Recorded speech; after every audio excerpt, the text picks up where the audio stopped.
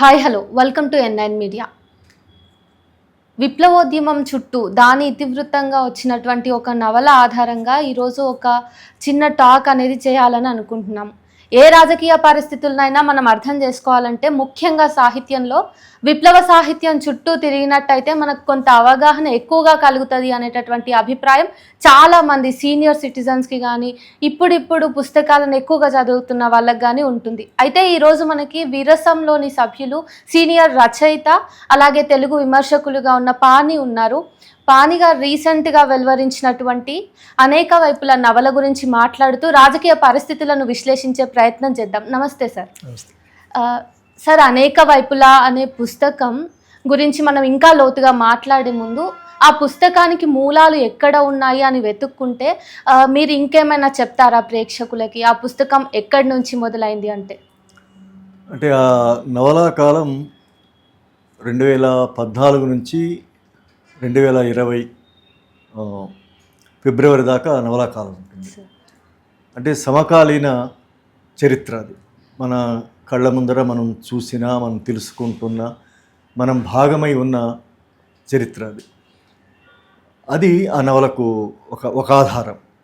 రెండవ ఆధారం ఏంటంటే, నవల ప్రధానంగా నవల నడిచిన ప్రాంతం కర్నూలు పట్టణము, లేదా స్థూలంగా రాయలసీమ అనుకుంటే కర్నూలు పట్టణం దగ్గర నుంచి ఇటు తెలంగాణ దాకా మొత్తంగా భారతదేశంలో విప్లవోద్యమం నడుస్తూ ఉన్న ఒక ప్రధాన పోరాట క్షేత్రమైన దండకారణ్యం దాకా ఆ నవల స్థలకాలాల విస్తృతి ఉంటుంది. ఇది నవలకు సంబంధించిన రెండవ ఆధారం. మూడవ ఆధారం ఏంటంటే, విప్లవోద్యమంలో కానీ లేకపోతే ఇటు రాయలసీమ ఉద్యమంలో కానీ ఒక 30 ఏళ్ళుగా 40 ఏళ్ళుగా పనిచేస్తున్న, అంటే ఇప్పుడు ఒక 60-70 ఏళ్ల వయసు ఉన్నటువంటి ఆ తరం దగ్గర నుంచి ఇప్పుడిప్పుడే ప్రజా ఉద్యమాలలోకి, అటు ప్రాంతీయ ఉద్యమం, రాయలసీమ ప్రాంతీయ ఉద్యమంలోకి కావచ్చు, లేకపోతే మహిళా విముక్తి ఉద్యమంలోకి కావచ్చు, లేకపోతే ఫాసిస్టు వ్యతిరేక అవగాహనలోకి, లేదా మొత్తంగా విప్లవోద్యమంలోకి ఈ తరం పిల్లలు, 20 ఏళ్ల వాళ్ళు, 25 ఏళ్ల పిల్లలు ఇప్పుడు ఎట్లాగైతే విప్లవోద్యమాన్ని అర్థం చేసుకుని, ఉద్యమాలను అర్థం చేసుకుని వస్తూ ఉన్నారో అక్కడి దాకా, అంటే ఒక 70-75 ఏళ్ల వయసు దగ్గర నుంచి 20-25 ఏళ్ల వయసు ఉన్నటువంటి ఈ తరం వరకు వీళ్ళందరూ నవలలో కనిపించడం అనేది ఒక మూడవ ఆధారం. ఈ మూడు మూలాల నుంచి నవల నిర్మాణమైంది. సార్, ఈ నవల రాయడానికి మీకు ప్రేరణగా జనతన రాజ్యం అనేటటువంటి మీదే ఇంకో పుస్తకం నిలబడుతుంది అంటే మీరేమంటారు? ఇది మంచి పరిశీలన. ఇది నిజానికి జనతన రాజ్యం రాయకుండా ఉంటే ఇప్పుడు నేను అనేక వైపులా రాసే అవకాశం కూడా లేదు. అంటే మామూలుగా సాహిత్యాన్ని మానవ అనుభవంలో నుంచి రాస్తారు.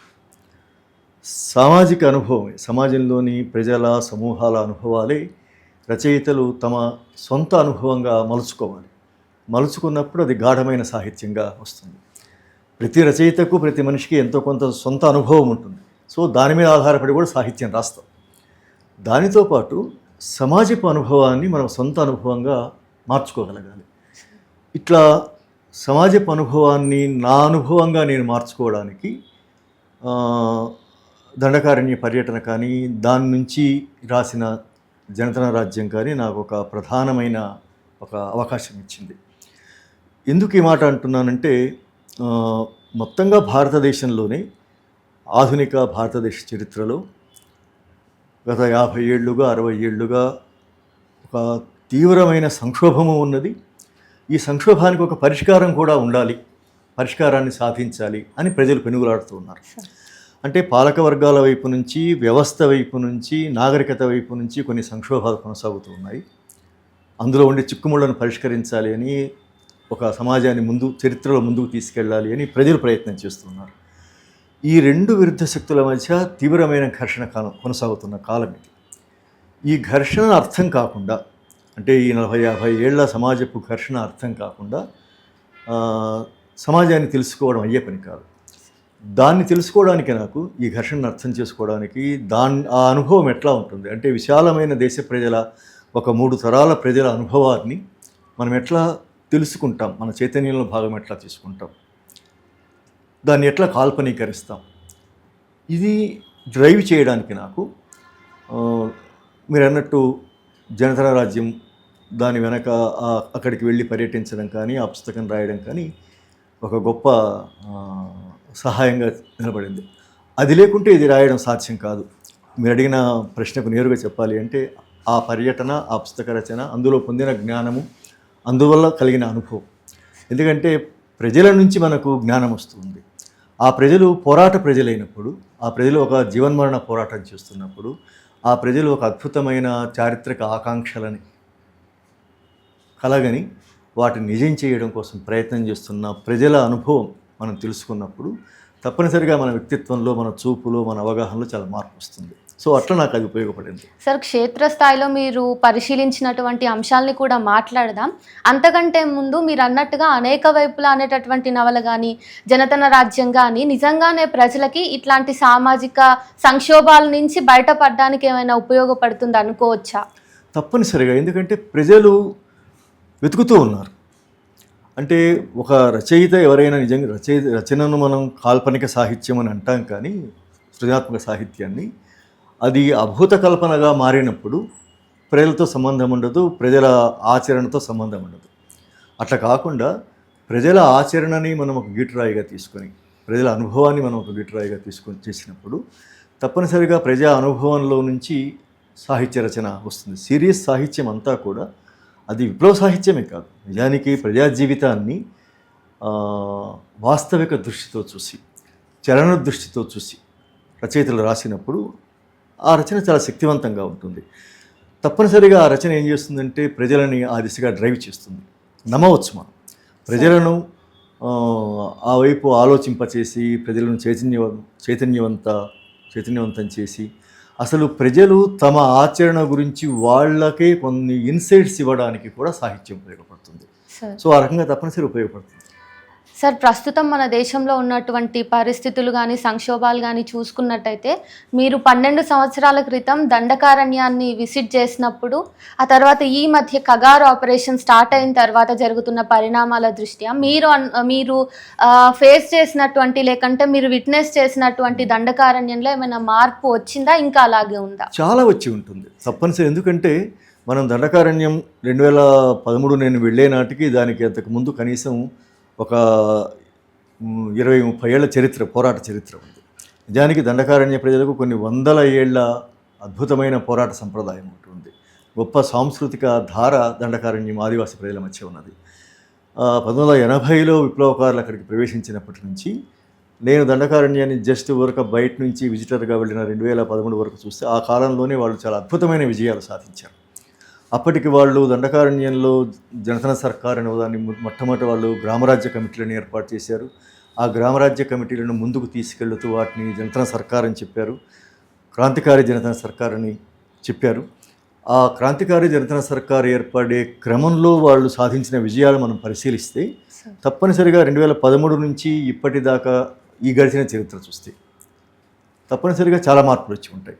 అయితే ఈ మార్పులు ఎన్ని రకాలుగా ఉండి ఉంటాయి అనేది మనం కొంత ఊహించవచ్చు. నేను వెళ్ళి వచ్చిన తర్వాత అక్కడి నుంచి వచ్చిన చాలా రచనలు కానీ, కథలు కానీ, అక్కడి నుంచి వచ్చిన వ్యాసాలు, ఉద్యమకారులు వాళ్ళు రాసుకున్నటువంటి సమీక్షలు మనకు బయట పత్రికలలో, సోషల్ మీడియాలో మనం చదువుతూ ఉంటాం కదా.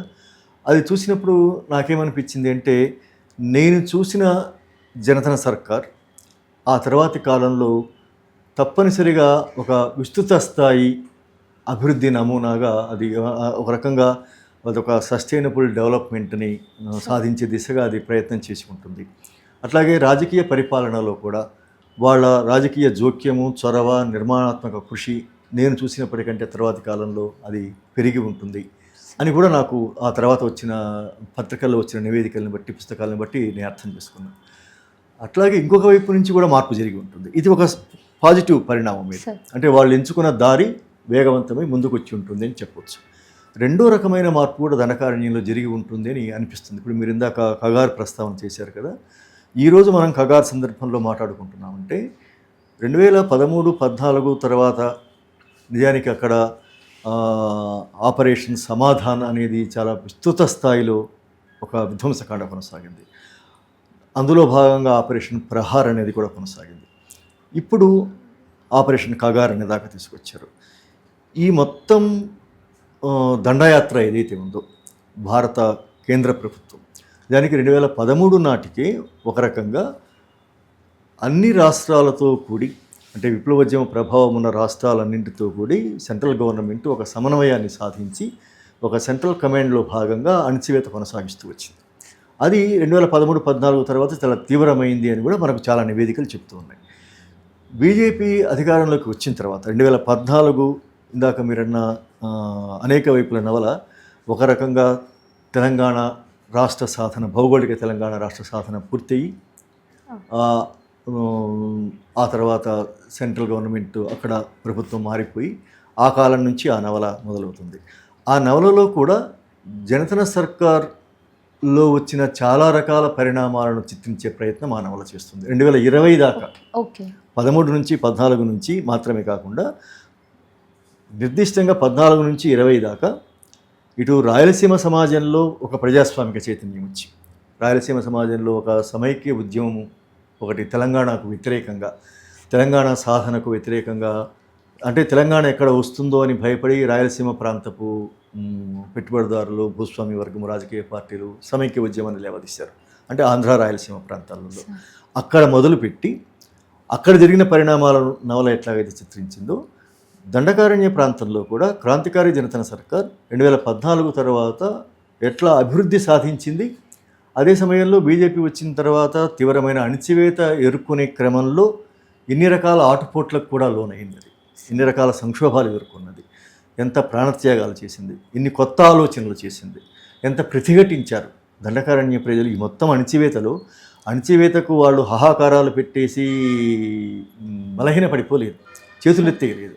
ఇంత అణచివేతను గుర్తించి గ్రహించి దాన్ని ప్రతిఘటిస్తూ ఒక ప్రత్యామ్నాయ అభివృద్ధి నమూనాను ఎట్లా నిర్మాణం చేసే ప్రయత్నం చేశారు అనేది కూడా 14 నుంచి 20 దాకా ఆ నవలలో కూడా చిత్రించడం జరిగింది. అంటే ఇదంతా ఏమవుతుంది అంటే ఒక 30 ఏళ్ల కాలంలో దండకారణ్యంలో వచ్చినటువంటి చాలా మార్పుల్ని అటు ఆ నవల కానీ అంతకుముందు రాసిన జనతన రాజ్యం నవల కానీ చిత్రించి. సార్, ఆపరేషన్స్ పేరిట కేంద్ర ప్రభుత్వాలు విధిస్తున్నటువంటి పేర్లు మారుతున్నాయి, వాళ్ళ అణచివేత ఇంకా ఇంకా పెరుగుతుంది. ఇటువైపు ప్రజల నుంచి కూడా అదే విధంగా ప్రతిఘటన వస్తుంది. అయినప్పటికీ కూడా ఎందుకు ఇట్లాంటి, అంటే దండకారణ్యం అనే సమస్యని ఎందుకు మనము పూర్తి స్థాయిలో క్లియర్ చేయలేకపోతున్నాం అంటే ఒక సీనియర్ రైటర్గా మీరు ఏమంటారు? దండకారణ్య సమస్యను క్లియర్ చేయడం అంటూ ఏముండదు. దండకారణ్య సమస్య ఉధృతమవుతుంది. ఇప్పుడు ఈరోజు జరుగుతున్న యుద్ధం కూడా అందులో భాగమే. ఇప్పుడు ఈరోజు ఏమిటి అంటే జనతన సర్కార్ ఎంచుకున్న అభివృద్ధి నమూనా ఒక ఆదివాసీ ప్రాంతంలో, దేశం మొత్తాన్ని మనం లెక్కలోకి తీసుకున్నప్పుడు ఒక చిన్న ప్రాంతంలో జరుగుతున్న అమలైన ఒక నమూనా అది ఈ యుద్ధంలో కొంత డిస్టర్బ్ కూడా అయి ఉండవచ్చు, అనుమానం లేదు. ముఖ్యంగా కగారు మొదలైన తర్వాత ఒక పెద్ద ఎత్తున సైనిక యుద్ధం జరుగుతున్నది కాబట్టి కొంత డిస్టర్బ్ అయి కూడా ఉండవచ్చు. అయితే దాని అనుభవము, దాని ప్రాపంచిక దృక్పథము, దాని ప్రాతిపదికలు ఏవైతే ఉన్నాయో అవి దేశం మొత్తానికి సంబంధించినవి, కేవలం దండకారణ్య ప్రాంతానికి సంబంధించి కాదు. మావోయిస్టు నాయకులు పదే చెప్పిన విషయం కూడా ఏంటంటే, మేము ఇక్కడ చేస్తున్న ఈ అభివృద్ధి నమూనా కేవలం ఆదివాసీ ప్రాంతాలకు, అడవికి, దండకారణ్యానికి మాత్రమే కాదు, ఇది దేశం మొత్తంలో కూడా అమలు కాగల ఒక ప్రజాస్వామికమైన అభివృద్ధి నమూనా అని వాళ్ళు పదే చెప్తూ వచ్చారు. ఆ అభివృద్ధి నమూనాకు పాలకవర్గాలు ఎంచుకున్న కార్పొరేట్ అభివృద్ధి నమూనాకు మధ్య ఘర్షణ నడుస్తున్నది. ఈ ఘర్షణ ఎక్కడి దాకా పోతుంది, ఈ ఘర్షణలో ఎవరు పైచేయి సాధిస్తారు అనేది చరిత్ర తేల్చవలసిన విషయం. అయితే ఇప్పుడు కేంద్ర ప్రభుత్వం జనతన రాజ్యం నమూనాని పూర్తిగా నిర్మూలించాలి అనేటటువంటి ఆ లక్ష్యం వాళ్ళకు ఉన్నది కదా, మరి దాన్ని మనం ఆపే ప్రయత్నాలు జరుగుతూ ఉన్నప్పటికీ ఇది ఎక్కడ ఆగుతుంది? అంటే ఇందాక మీరు అడిగిన ప్రశ్నలో కూడా దీన్ని ఎట్లా సెటిల్ చేస్తామన్నారు కదా, సెటిల్ చేయడం అంటూ ఉండదు. ఆ ఘర్షణ, ఆ వైరుధ్యం ఏదైనా ఉంటే వైరుధ్యం తీవ్రతరం కావడము, పరిష్కారం కావడం అనేది ఉంటుంది. ఆ వైరుధ్యంలో ఒకవేళ ఈరోజు విప్లవ శక్తులు పైచేయి సాధించవచ్చు, లేకపోతే రేపు ప్రభుత్వం పైచేయి సాధించవచ్చు. బలాబలాలు ఎట్లా ఉన్నప్పటికీ కూడా ఆ కాంట్రడిక్షన్ అనేది కొనసాగుతూ ఉంటుంది. కొనసాగే క్రమంలో వాళ్ళ లక్ష్యం అయితే ఏమిటంటే, మీరు చెప్పినట్టు అది 100% కరెక్ట్. దానికి కేంద్ర ప్రభుత్వానికి ఎందుకు మావోయిస్టు ఉద్యమం ఇంత ప్రధానమైన సవాలుగా మారింది అంటే కేంద్రంలో ఉండే బీజేపీ ప్రభుత్వానికి నిజానికి మావోయిస్టులే కాకుండా దేశంలో శాంతియుతంగా రాజ్యాంగబద్ధంగా కనీసమైన హక్కుల కోసం అడిగే ఉద్యమాల పట్ల కూడా అదే రకమైనటువంటి అణచివేత స్వభావాన్ని అది ప్రదర్శిస్తూ ఉన్నది. అన్ని లౌకిక ప్రజాస్వామిక శక్తులకు వ్యతిరేకమైన వైఖరిని పదే పదే ప్రదర్శిస్తూ ఉన్నది, అణచివేత కొనసాగిస్తున్నది. అయితే ఎక్కువ శాతము మావోయిస్టు ఉద్యమం మీద చూపిస్తున్నారు. అందుకే వాళ్ళు మావోయిస్టు రహిత భారత్ అని లేకపోతే మావోయిస్టు ఉద్యమాన్ని నిర్మూలిస్తామని పదే పదే చెప్తున్నారు. దానికి కారణం ఏమిటంటే మీరు ఇందాక ప్రస్తావించినట్టుగా వాళ్లకు ఒక ప్రత్యామ్నాయమైనటువంటి ఒక మోడల్ మావోయిస్టుల దగ్గర ఉంది. అది 2-3 రకాలుగా ప్రత్యామ్నాయం ఉంది. ఒకటి వాళ్ళదేమో హిందుత్వ ఫాసిస్టు మోడల్ ఐడియాలజీ వాళ్ళది, వీళ్ళది ఏమో ఒక సెక్యులర్ డెమోక్రటిక్ రెవల్యూషనరీ ఐడియాలజీ. పూర్తిగా వాళ్ళతో కౌంటర్ చేసి వాళ్ళని విభేదించే ప్రత్యామ్నాయమైన ఐడియాలజీ వీళ్ళ దగ్గర ఉంది. అందువల్ల వాళ్ళని నిర్మూలించాలి అనుకుంటున్నారు. రెండవది ఆర్థిక విషయానికి వస్తే వాళ్ళదేమో కార్పొరేట్ తరహా, అంటే ఈ దేశ ప్రజలందరి సంపదను ఈ దేశంలో ఉండే సహజ వనరుల్ని కొద్దిమందికి అప్పగించే ఒక తరహా, తద్వారా అభివృద్ధి సాధించామని చెప్పే ఒక రకమైన డెవలప్మెంట్ మోడల్ వాళ్ళది. వీళ్ళది ఏమో ఏమిటంటే ఈ సంపద అంతా కూడా అసలు నిజంగా సంపద సృష్టికర్తలు ప్రజలు. ఈ నేలలో ఉండే ప్రకృతి వనరులు ఎవరివి అంటే ప్రజలవి. వాళ్ళే సంపద సృష్టిస్తారు, ప్రకృతి వనరులన్నీ కూడా వాళ్ళవి. కాబట్టి వాళ్ళు కేంద్రంగా అభివృద్ధి, అంటే పెట్టుబడి కేంద్రంగా అభివృద్ధి కొనసాగాల, ప్రజలు కేంద్రంగా శ్రమ కేంద్రంగా అభివృద్ధి కొనసాగాల అనేది ప్రశ్నే ఈరోజు. క్రాంతికారి జనతా సర్కార్ ఏం చేస్తుంది అంటే ఈరోజు ఒకవేళ ఆ నమూనా అభివృద్ధి ఆగిపోయి ఉందా లేకుంటే దానికి ఏమైనా ఆటంకాలు ఉన్నాయా అని ఎన్నైనా మనం పరిశీలించవచ్చు. కానీ ప్రభుత్వానికి మావోయిస్టులు లక్ష్యం కావడం వెనక ఉన్నది ఏమిటంటే వాళ్ళు దండకారణ్యంలో ప్రతిపాదిస్తున్న అభివృద్ధి నమూనా ఏదైతే ఉందో ప్రజలు కేంద్రంగా ఉండాలి అని వాళ్ళు ప్రతిపాదించిన అభివృద్ధి నమూనా ఏదైతే ఉందో ఆ అభివృద్ధి నమూనా కేంద్ర ప్రభుత్వానికి కానీ మిగతా మొత్తంగా రాష్ట్ర ప్రభుత్వాలకు కానీ నచ్చదు.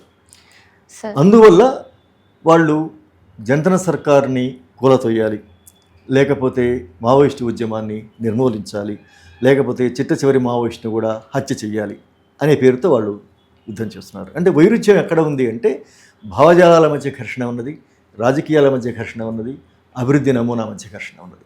ఇది మనం జనతన సర్కారు జనతన రాజ్యం నవలలో పుస్తకంలో చూస్తాం.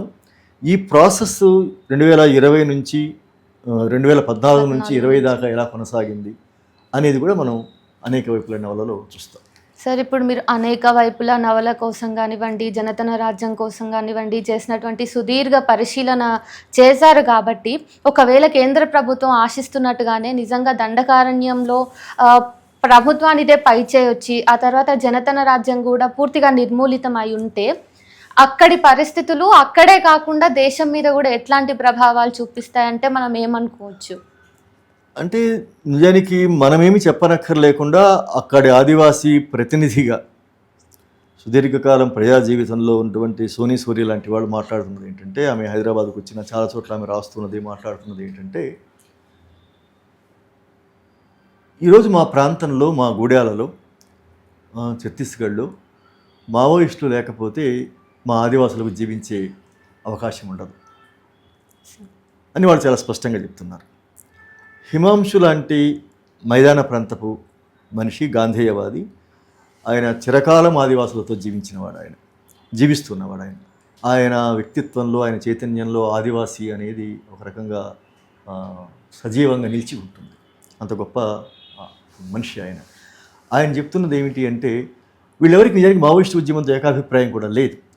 కానీ ఆదివాసుల సంక్షేమానికి, ఆదివాసుల భద్రతకు, రక్షణకు, కనీసం రాజ్యాంగం ఇచ్చినటువంటి రక్షణ చర్యలకైనా సరే అక్కడ మావోయిస్టు ఉద్యమం లేకపోతే కష్టం అవుతుంది అనేసి.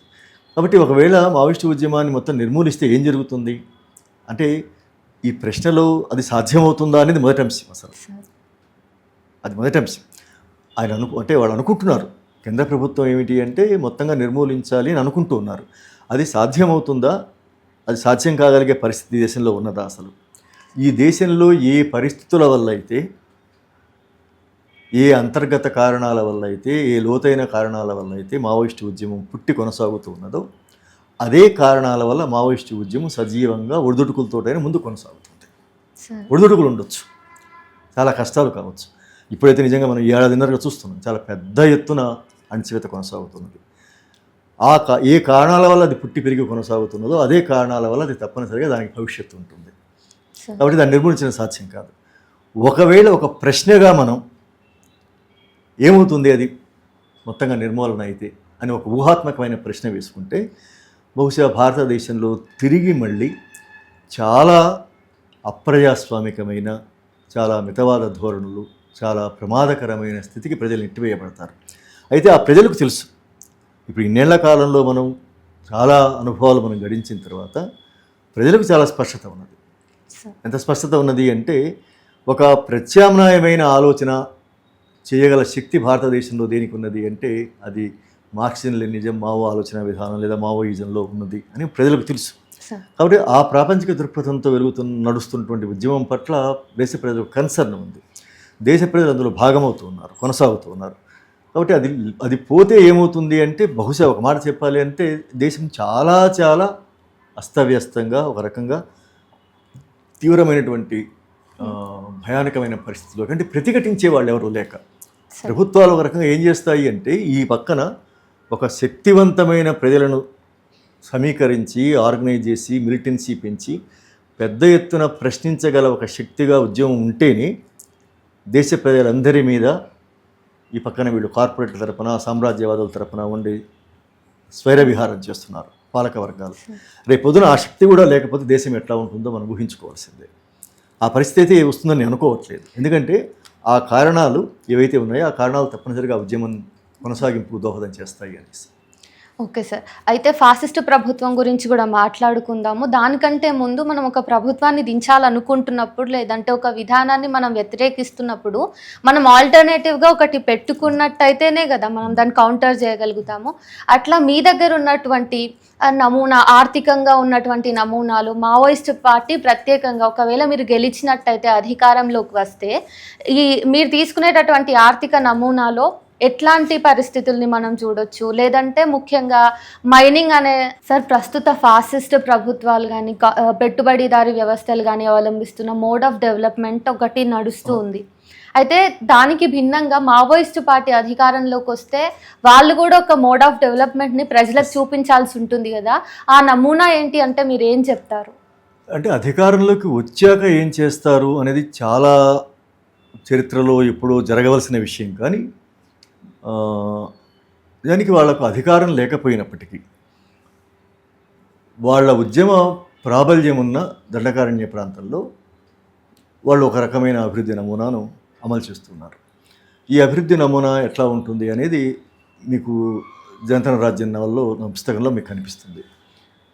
అంటే వాళ్ళు ఇందాకే అన్నట్టుగా ప్రజలు కేంద్రంగా, ప్రజల రోజువారీ అవసరాలు కేంద్రంగా, ప్రజలు జ్ఞానం కేంద్రంగా, ప్రజలకు తెలిసిన సాంకేతికత కేంద్రంగా అభివృద్ధి ఉండాలి. అంటే ఒక అభివృద్ధి జరిగితే దాని పర్యవసానం విధ్వంసం కావడానికి వెళ్ళేది. అది ప్రధానమైన విషయం. అభివృద్ధిని అందరూ కోరుకుంటాం. తప్పనిసరిగా మానవులు 100 ఏళ్ల కిందట్లాగా ఈరోజు లేరు.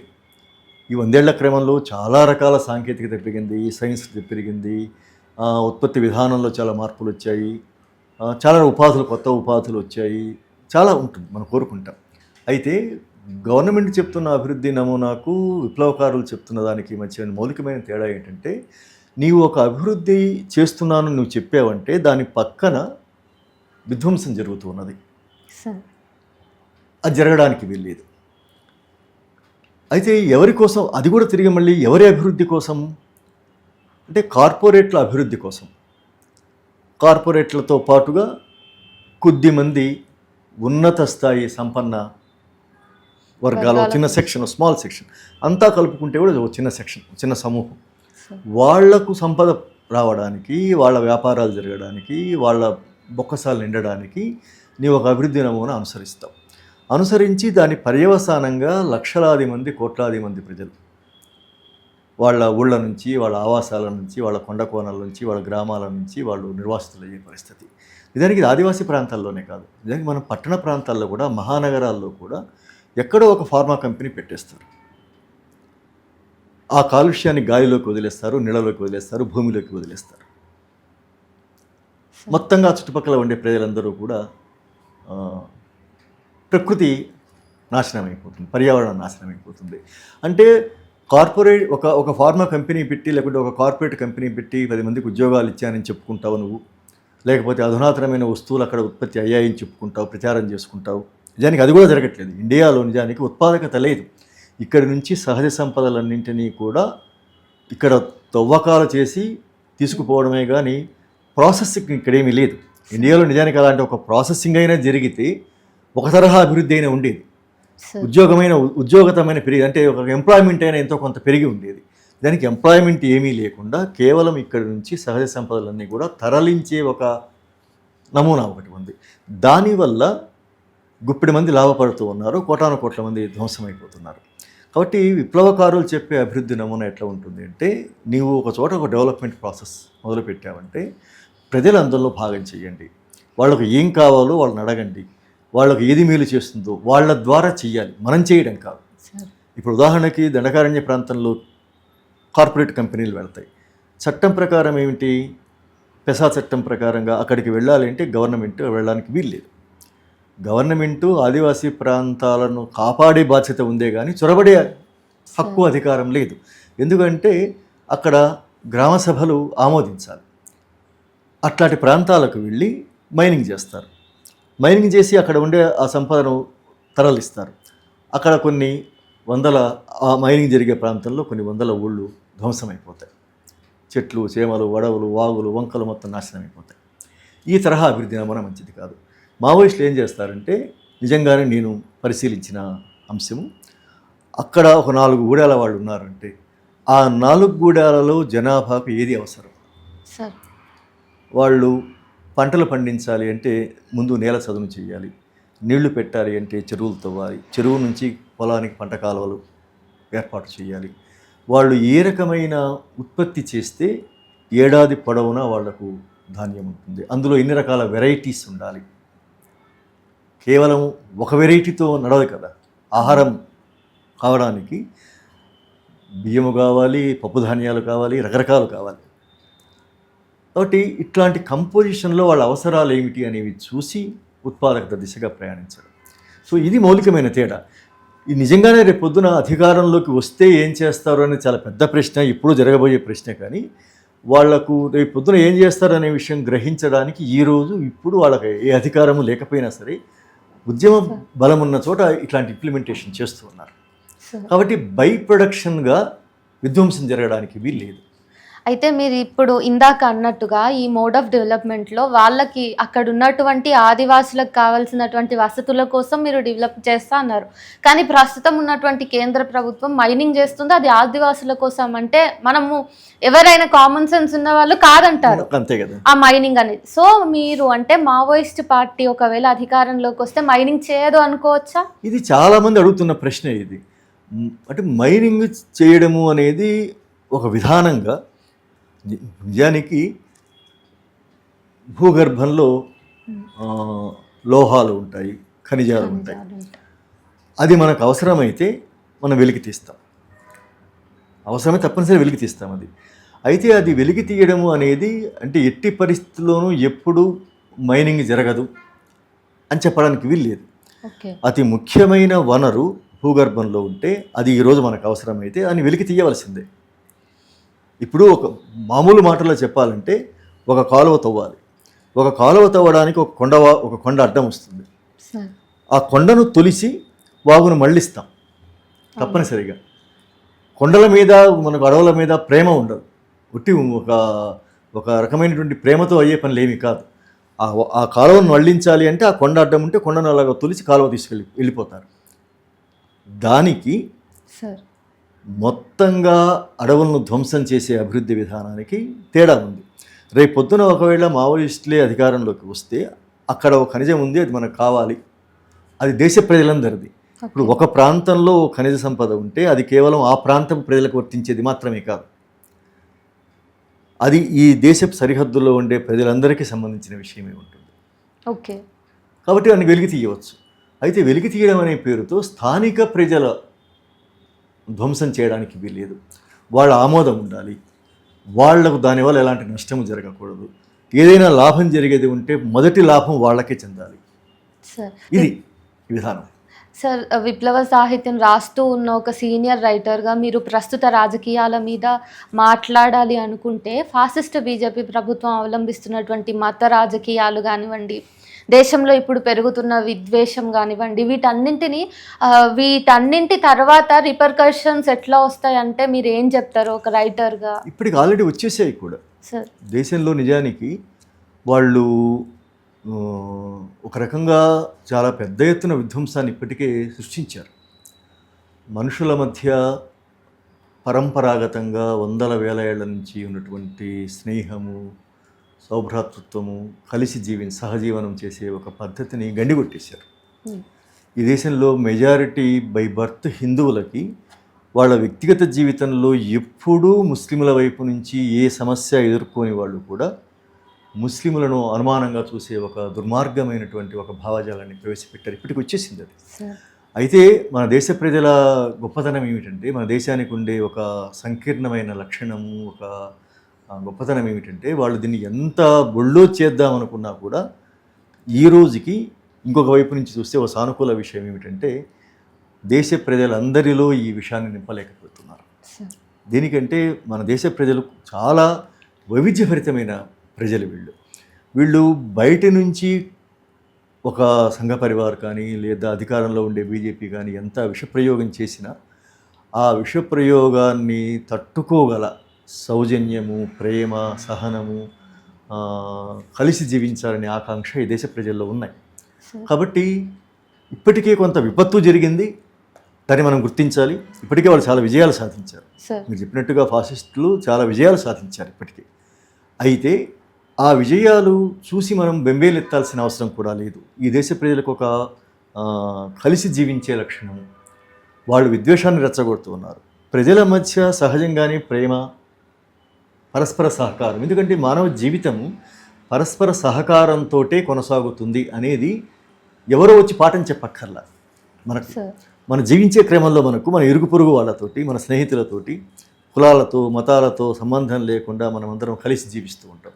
పరస్పరం సహకరించుకోకపోతే ఎవరు జీవించలేని పరిస్థితి ఉంటుంది. అయితే మనకు తెలిసింది. కాబట్టి అది ఒక బలమైన రక్షణ మనకుంది దేశంలో.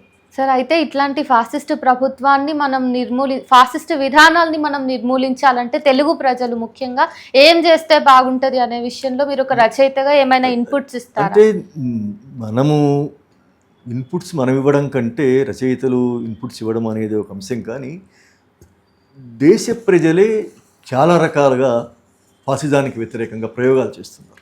తెలుగు ప్రజలే కాదు, యావత్ దేశ ప్రజలు. ఉదాహరణకి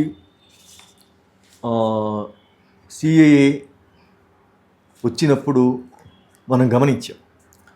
దానికి వ్యతిరేకంగా అసలు నిజానికి ఒక రకంగా హిందువులకు ముస్లింలకు మధ్య మతపరంగా పూర్తి విభేదం తీసుకుని వచ్చి ముస్లింలను ఒంటరి వాళ్ళని చేసి, ముస్లిములలో కొద్దిమంది అయినా సరే మరింతగా తమను తాము ఒంటరి వాళ్ళం అనుకుని ఫీల్ అయ్యి ఏ మతంలోకో, ఆధ్యాత్మిక భావనలోకో, మత జీవనంలోకి వెళ్ళిపోయే ఒక దుస్థితి కల్పించాలి, హిందువులు ఎక్కువగా వాళ్ళని ద్వేషించే స్థితి తీసుకురావాలని ఒక ప్రయత్నం చేశారు.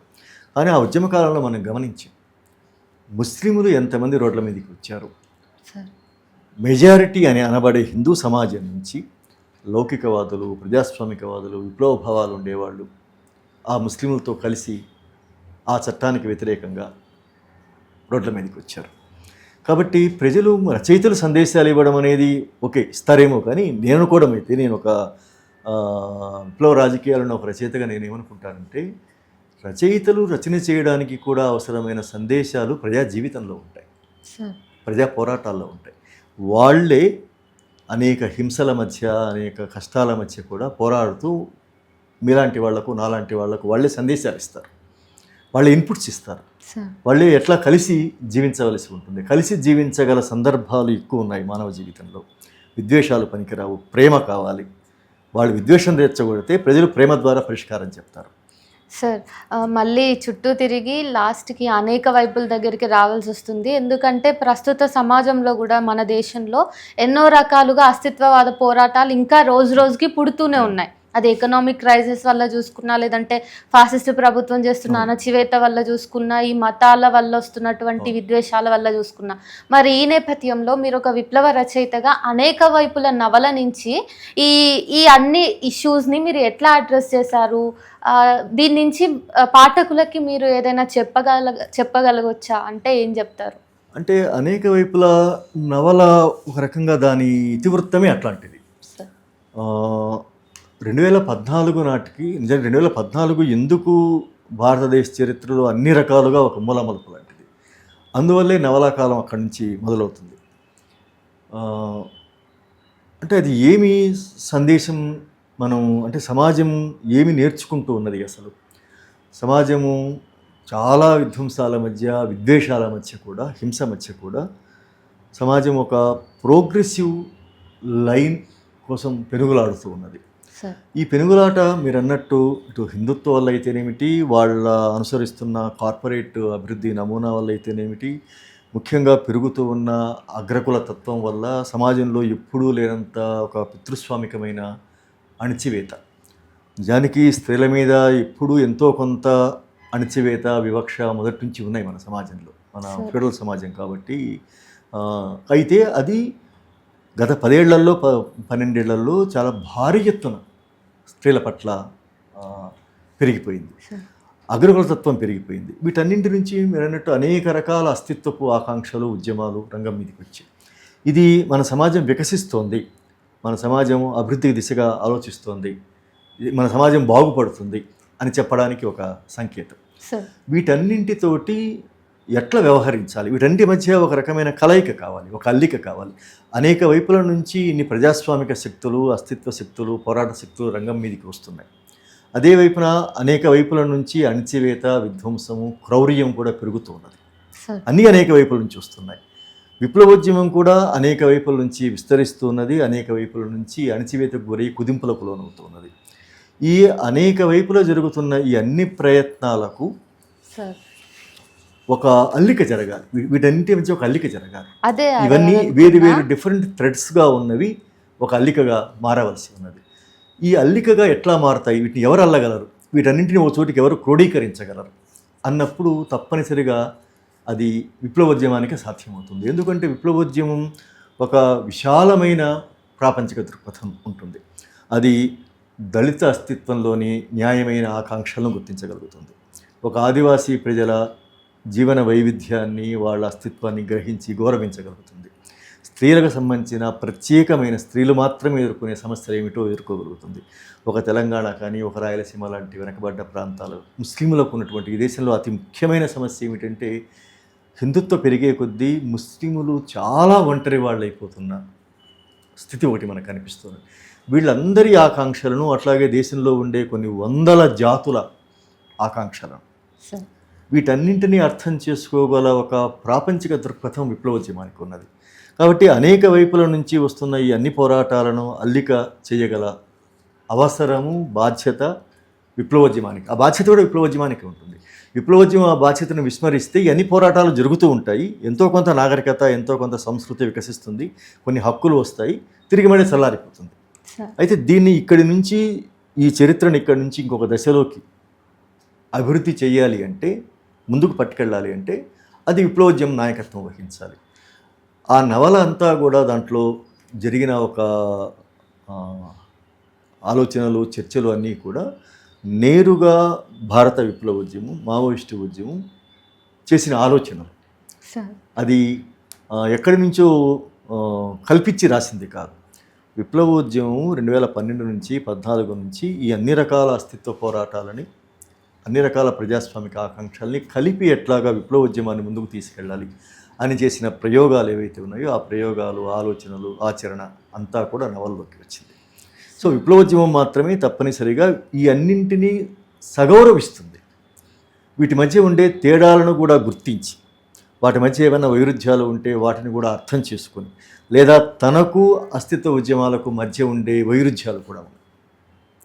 ఉదాహరణకి కొన్ని అస్తిత్వ ఉద్యమాలకు సాంస్కృతికంగా చాలా గొప్ప, న్యాయమైన, అద్భుతమైనటువంటి శక్తి ఉన్నప్పటికీ రాజకీయంగా చూసినప్పుడు అవి పార్లమెంటరీ డెమోక్రసీకి సంబంధించిన పరిమితులలో ఆ ఉద్యమాలు ఉంటాయి. అయినా సరే ఆ విషయంలో విమర్శ పెడుతూనే, ఆ విషయంలో విభేదిస్తూనే మొత్తంగా విప్లవంలో భాగం కాగల ప్రజలు వీళ్ళు. దళితులైనా, ముస్లింలైనా, ఆదివాసులైనా, పీడిత జాతులు ఎవరైనా సరే వీళ్ళందరినీ కలిపి ఎట్లాగా ముందుకు తీసుకెళ్ళాలి అని విప్లవోద్యమం చేసిన ఆలోచనలే ఆ నవలలో ఉన్నాయి. అంటే ఈ ప్రశ్న చాలా రోజుల నుంచి చాలా మందికి కూడా ఉంది సార్. ఏంటంటే ఏదో ఒక సందర్భంలో రైట్ వింగ్ వాళ్ళందరూ కూడా కలుస్తున్నారు. కానీ లెఫ్ట్ ఫ్యాబ్రిక్‌లో ఎన్నో చీలికలు ఉన్నాయి. అనేక వైపులు అన్నట్టుగానే వాళ్ళందరూ ఎంత పెద్ద సంక్షోభం వచ్చినా కానీ ఒక్కటవుతారు, లేదంటే ఒక ఐక్య సంఘటన జరుగుతుంది అనే దానికి నమ్మకం కూడా లేనటువంటి పరిస్థితి ఉంది అని మనం వాస్తవాలు మాట్లాడుకుంటే అర్థమవుతుంది. సో ఈ నేపథ్యంలో మీరు అనేక వైపుల నుంచి ఒక సొల్యూషన్ ఇస్తున్నట్టుగా, ఒక డిబేట్ పెడుతున్నట్టుగా చేశారు. అయితే రచయితగా అందులో ఉన్న అంశం కాకుండా మీరు ఏమైనా చెప్పదలుచుకున్నారా? అంటే నిజానికి ఇది కొంత పార్షియల్గా కరెక్ట్. వాళ్ళు అంటే రైట్ వింగ్ అంతా ఉమ్మడిగా ఉన్నారు. పోనీ రైట్ వింగ్ కాకపోయినా మొత్తంగా ఇష్యూస్ వచ్చినప్పుడు పాలక వర్గాలన్నీ కూడా అంటే బీజేపీ దగ్గర నుంచి ఇటు ప్రాంతీయ పార్టీల వరకు ఒకటి రెండు మినహాయిస్తే అన్ని విషయాలలో వాళ్ళు ఏకాభిప్రాయంతో ఉన్నారనేది వాస్తవం. ప్రగతిశీల వామపక్ష విప్లవ శక్తులు అంత ఉమ్మడిగా లేరు అనేది మనకు బయటికి కనిపిస్తున్న వాస్తవమే. అయితే మనం కొంత లోతుగా పరిశీలిస్తే విప్లవ శక్తుల మధ్య కూడా ఐక్యత సాధ్యమవుతున్నది. ఓకే, ఉదాహరణకి 2004 నుంచి మనం గమనించామంటే ఒక 3-4 విప్లవ పార్టీలు కలిసి ఈరోజు సిపిఐ మావోయిస్ట్ అని చెప్తున్న పార్టీగా ఏర్పడాయి. ప్రధానమైన సాయుధ పోరాటం చేసే విప్లవ పార్టీలన్నీ కలిసి ఒక నిర్మాణంగా మారాయి. ఇది దేశంలో ఒక గొప్ప మార్పు గుర్తిది. కాబట్టి చీలికలే కావు, కలయికలు కూడా ఉన్నాయి అని చెప్పడానికి అదొక ఉదాహరణ. అట్లాగే వేరు ఎంఎల్ పార్టీలు కూడా ఐక్యం కావడానికి ప్రయత్నాలు చేస్తూ ఉన్నాయి, ఐక్యం అవుతూ ఉన్నాయి, అయ్యాయి కూడా. అది ఒక మనం ఆహ్వానించాల్సిన, సంతోషపడాల్సిన ఒక మార్పు. అట్లాగే ఇప్పుడు కగారు వ్యతిరేకంగానైతే దేశంలోని అన్ని వామపక్ష పార్టీలు, ముఖ్యంగా తెలుగు రాష్ట్రాల్లో ఉండే వామపక్ష పార్టీలు 10 వామపక్ష పార్టీలు అంటే ఎంఎల్ పార్టీల దగ్గర నుంచి సిపిఐ నుంచి ఎంఎల్ పార్టీల వరకు అన్నీ కలిసి కగారు వ్యతిరేకంగా, వాళ్ళందరికీ మావోయిస్టు ఉద్యమంతో కొన్ని పేచీలు ఉండవచ్చు, వాళ్ళకు కూడా కొన్ని పేచీలు ఉండొచ్చు, ఆ 10 పార్టీలలో కూడా, ఆ 9 పార్టీలలో కూడా. అయినా సరే వామపక్ష శక్తుల ఐక్యతను ప్రదర్శించవలసిన అవసరం ఉంది. ఐక్యత కాలేకపోవడానికి కొన్ని అవరోధాలు ఉన్నప్పటికీ ఐక్యత అవసరం పట్ల గ్రహింపు ఉంది. ఉదాహరణకి ఇదే ఇప్పుడు కగారు వ్యతిరేకంగా. అట్లాగే వేరు సందర్భాలలో ఈ 9-10 వామపక్ష పార్టీలు ప్రజా సమస్యలు రంగం మీదకి వచ్చినప్పుడు కలిసి పనిచేస్తున్న అనుభవం కూడా ఉంది. కాబట్టి దీన్ని ఒక మాటగా వాళ్ళందరూ ఐక్యమవుతున్నారు, వీళ్ళందరూ పేలికలయ్యారు లాంటి ఒక స్టేట్మెంట్ ఇచ్చి వదిలించుకోవాల్సిన విషయం కాదు, కొంచెం సంక్లిష్టమైన విషయం. అట్లాగని వామపక్ష శిబిరం అంతా ఐక్యంగా ఉంది అని చెప్పలేం. ఎందువల్ల చెప్పలేమంటే ఐక్యం కావడానికి వీల్లేని విధానపరమైన సమస్యలు కూడా ఉన్నాయి. ఓకే, వాళ్ళకి ఇప్పుడు కాంగ్రెస్, బీజేపీ, ప్రాంతీయ పార్టీలు, అన్ని పార్టీలకు మధ్య వాళ్ళు తమ వర్గ స్వభావం వల్ల అంతిమంగా ఒకటిగా మారగల అవకాశం ఉంది. చివరికి బీజేపీకి వ్యతిరేకంగా కొన్ని పార్టీలు ఐక్యమైనటువంటి ఎన్నికలలోనే ఐక్యమవుతున్న పరిస్థితి ఉన్నది. అంటే విధానాలలో కొంత తేడాలు ఉండటము ఉన్నా సరే చాలా విషయాలలో ఐక్యంగా ఉండడం వాళ్ళకు సాధ్యమవుతుంది. ఈ పక్క వామపక్ష శిబిరంలో సమాజాన్ని అర్థం చేసుకోవడంలోనూ, సమాజాన్ని మార్చే విధానంలోనూ, పంథాల విషయంలో, ముఖ్యంగా రాజకీయ సంస్కృతి విషయంలో నిజంగానే తేడాలు ఉన్నాయి. తేడాలు ఉన్నందువల్ల ఆదరబాదరగా కలిస్తే అయ్యేది కూడా ఏముండదు. కాబట్టి విభేదాలకు తగిన వేరు పార్టీలుగా వామపక్ష పార్టీలు, విప్లవ పార్టీలు ఉండడానికి ఎంతో కొంత హేతుబద్ధమైన ఒక పరిస్థితి కూడా ఒకటి ఉంది. వీటన్నింటినీ అధిగమించి ఎప్పటికైనా అందరూ ఒకే లైన్లోకి రాగల శక్తులైన అందరూ వస్తారని నేనైతే అనుకోవట్లేదు. రాగల శక్తులు కొన్ని ఉంటాయి, విప్లవ శక్తులు ఒక దారిలోకి రాగల శక్తులు ఉంటాయి, అవి వచ్చే అవకాశం ఉంటుంది. ఒకవేళ అది కాస్త డిలే అవుతుంది అనుకుంటే ప్రజా సమస్యల మీద కలిసి పనిచేస్తున్న స్థితి అయితే నిజానికి గత 10 ఏళ్ల కాలంలో 15 ఏళ్ల కాలంలో పెరుగుతూ వస్తున్నది. సో దాన్ని మనం గుర్తించాలి. సార్, చివరి ప్రశ్న. అనేక వైపుల నవలను మీరు కష్టపడి చాలా ఫీల్డ్ వర్క్ తర్వాత రాశారు కదా, అయితే ఆ నవల యొక్క లక్ష్యాన్ని మీరు 2 మాటల్లో చెప్పాలి అంటే ఏం చెప్తారు? అనేక వైపుల నవల ఈ దశ సమాజాన్ని చిత్రించింది, ఈ దశ విప్లవోద్యమాన్ని చిత్రించింది, ఈ తరం విప్లవోద్యమంలో భాగమవుతున్న క్రమాన్ని చెప్పింది. విప్లవోద్యమం చాలా రకాల ఆటంకాలు అవరోధాలు ఎదుర్కొంటున్నది అని చెబుతూ ఈ ఆటంకాలన్నీ అధిగమించగల, ఈ సవాళ్లను అధిగమించి ముందుకు పోగల శక్తి దానికి ఉంది, దాని ప్రాపంచిక దృక్పథంలో ఉంది, దాని ఆచరణలో ఉంది. దాని 50 ఏళ్ల ఆచరణ మనం పరిశీలిస్తే ఇప్పుడు ఎదురైనటువంటి సవాళ్ళు ఏవైతే ఉన్నాయో ఈ సవాళ్లను గ్రహించి వీటిని అధిగమించగల అనుభవము, జ్ఞానము, రాజకీయ విధానము, సిద్ధాంత దృక్పథ స్పష్టత విప్లవోద్యమానికి ఉన్నాయి. కాబట్టి అది ప్రభుత్వం అనేక వైపుల నుంచి విప్లవోద్యమాన్ని నిర్మూలించాలి అనే ప్రయత్నం చేస్తూ ఉన్నది. విప్లవోద్యమం అనేక వైపుల నుంచి పెనుగులాడుతూ విస్తరించాలి అని ప్రయత్నం చేస్తూ ఉన్నది. భవిష్యత్తు ఆ దిశగా ఉంటుంది. భవిష్యత్తు ఇంతకంటే మరింతగా విప్లవోద్యమం వికసించడానికి, పురోగమించడానికి అవకాశాలు ఉన్నాయి అని, ఎట్లా అవకాశాలు ఉన్నాయో, ఎలాంటి ఆలోచనలు ఉన్నాయో, ఎలాంటి పథకాలు వాళ్ళ దగ్గర ఉన్నాయో, సమాజం ఎట్లా రెస్పాండ్ అవుతుందో విప్లవోద్యమానికి, లేదా సమాజాన్ని ఎట్లా గ్రహించవలసి ఉంది. ఎందుకంటే మన సమాజం చాలా సరళమైంది కాదు, చాలా జటిలమైన సమాజం, సంక్లిష్టమైన సమాజం. ఈ సమాజాన్ని, ఇందులో ఉండే వేరు రకాల ప్రజల సమూహాల ఆలోచనల్ని విప్లవోద్యమం గ్రహించవలసి ఉంటుంది. అందులో ఒక మాట అంటారన్నమాట, ఆ మాట చెప్పి నేను ముగిస్తాను. మనము ప్రజలందరి గాయాలను, ఒక విప్లవ నాయకుడు అంటారు, మనము ప్రజలందరి గాయాలను గుర్తించవలసి ఉంది, వాళ్ళందరి గాయాలు మాన్పగల పద్ధతిలో మనం పనిచేసి ప్రజల ముందుకు తీసుకెళ్లవలసిన అవసరం ఉంటుంది అనేసి ఈ దృక్పథం ఉంది. కాబట్టి ఇది ఎన్ని వైపుల నుంచి ప్రయత్నం చేయాలి, అది ఆ నవల సారం. Thank you so much sir. మీ దగ్గర మాట్లాడడం వల్ల ప్రస్తుత కాలంలో రాజకీయాలకి విప్లవోద్యమం ఎట్లా ఇంకా బెటర్ వరల్డ్ని క్రియేట్ చేయగలుగుతుంది అనే అంశాలని మీరు మాకు తెలియజేసినందుకు thank you so much. So తెలుసుకున్నారు కదా, విప్లవోద్యమాల గురించి ఇంకాస్త ఎక్కువ ఇన్ఫర్మేషనే ఈ ఇంటర్వ్యూ ద్వారా పానీ సార్తో నేను మీతో మాట్లాడించగలిగానని అనుకుంటున్నాను. మరో ఇంటర్వ్యూతో మళ్ళీ కలుద్దాం. Signing off.